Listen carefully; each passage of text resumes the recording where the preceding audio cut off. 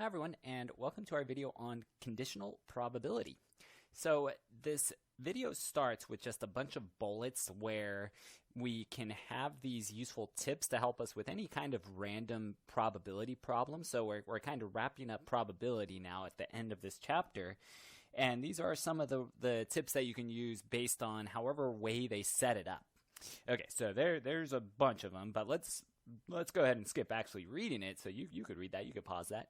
But I think what we should do now is look at what is important with conditional probability. So it's this new topic.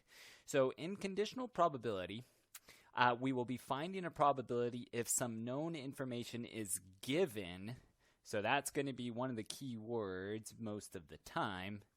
That changes the sample space. So some information will be given that changes the sample space. To do these problems, it is often easiest to create or modify the whole sample space. Or we can use a formula. So if they give us, if we see the word given, or if we figure out that it's conditional probability, the way that they note the word given, or the way they denote the word given, is using that vertical line. So this means the probability of A given B is equal to the probability of the intersection of A and B over the probability of B. Or also you could do it with the number of elements in each of those sets as well. Okay, so I usually just try to do the modify the sample space. So let's see what I mean by that. So in this example, it says, what is the probability of drawing a jack from a well-shuffled standard deck of cards given, okay, so as soon as we see that word given, we want to box it or highlight it, given the card is a face card.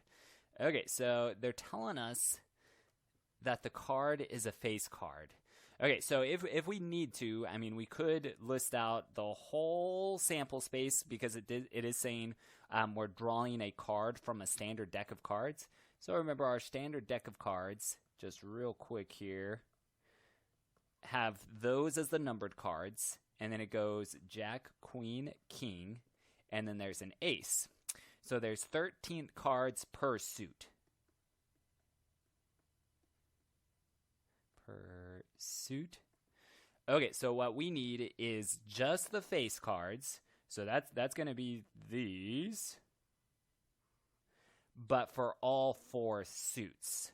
Okay, so that means, well, there's 3 face cards per suit. 3 face cards per suit times 4 would be that there's 12 face cards.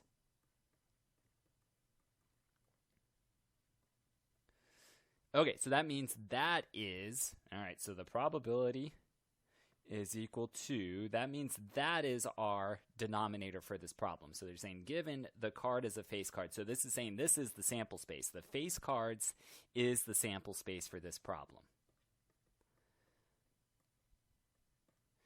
And then afterwards we go back and read, well, it said what is the probability of drawing a jack from a well-shuffled deck of cards? Well, drawing a jack, well, out of all the face cards, there would be 4 jacks because there's 1 per suit. So 4 would be in the numerator. And then from there, well, we can simplify this. Okay, so this would be 1 over 3.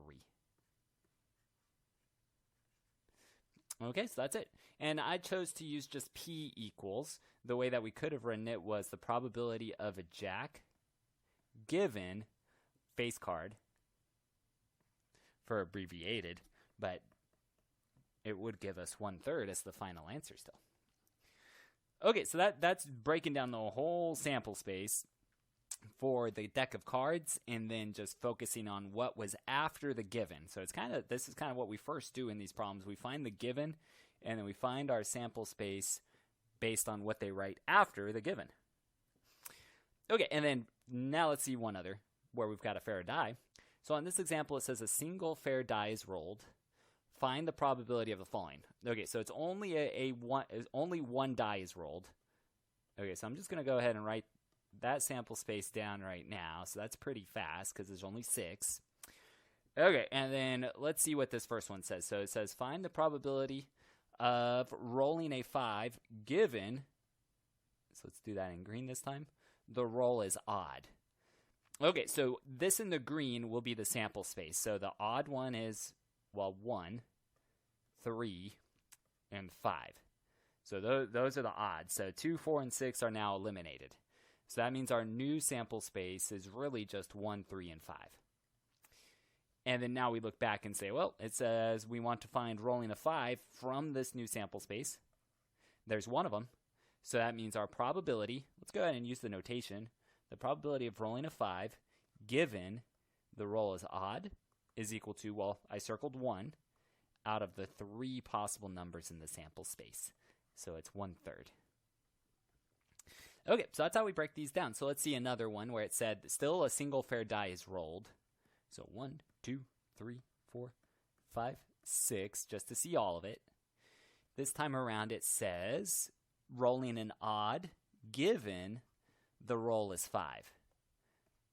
Okay, so that's our, it's saying given it's a 5. So that means our new sample space is just 5. And then, well, looking at what's odd from there, rolling an odd, well, 5 is odd. So the one value that we have is the only one that we have circled. So that means if I write this, the probability of odd, given that it was 5 first, is 1 out of 1, or just 1. Okay, so that's it. So notice the order is important here with the words given, because here it's 5 given odd. This was odd given 5, so we get different answers. Okay, so either way, I would say always start with the given and just modify that sample space. So for this video, I'm not even going to use the formula. We'll see that in a different one, but most of the time, we could just write it out like this and solve it without it. Okay, so if you do have questions, let me know. Otherwise, thanks for watching, and I'll see you again soon.